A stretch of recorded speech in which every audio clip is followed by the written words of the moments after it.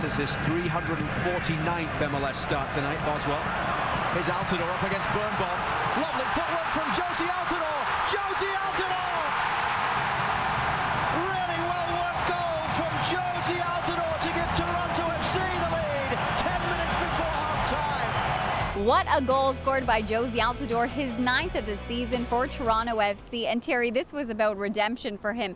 He had a similar play against the New York Red Bulls just a couple games ago, hit the side of the net. This time, patience is a virtue. Another great goal that TFC carved out. It comes from an excellent pass from Cooper. Altidore still has a lot to do. He twists Birnbaum inside out, comes in one-on-one with Bill Hamid, and shows great composure around him, and then he just sticks it in the back of the net. Now, unfortunately, this was the first time that TFC scored first and did lose the match. They fell 2-1 to DC United, but it wasn't for a lack of trying. 6 shots on target, 15 shots overall, and yet they ran into a hot goalkeeper in Bill Hamid.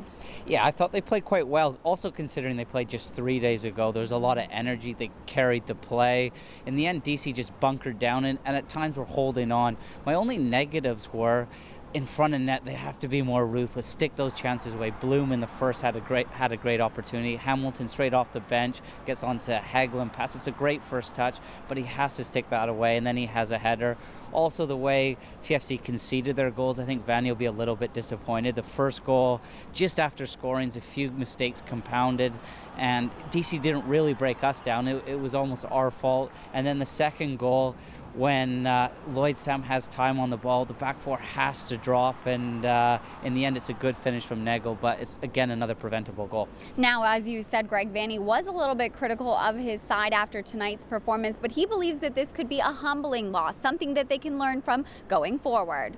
I think this little stretch can be a little bit humbling and show us that we have some things that we've got to clean up. I think we've had a couple humbling losses over the course of the year, and we've responded well from those losses.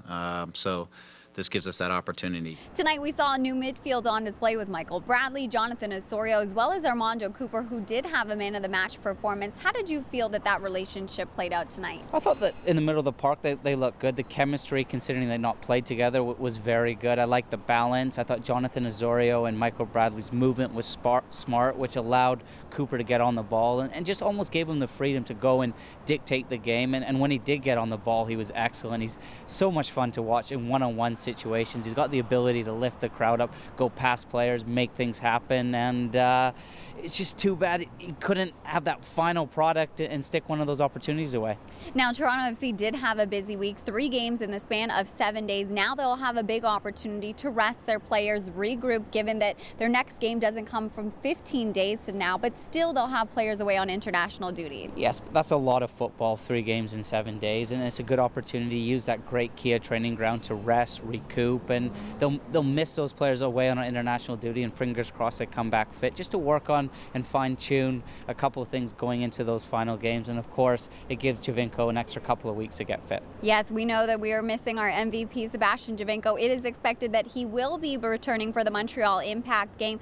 Currently, Toronto FC sits in 3rd place in the Eastern Conference. The lowest that they can fall is 4th, so it's looking like they are going to secure that home playoff date that they have been searching for all season long. As always, if you want to stay in the loop, you can keep it locked at torontofc.ca.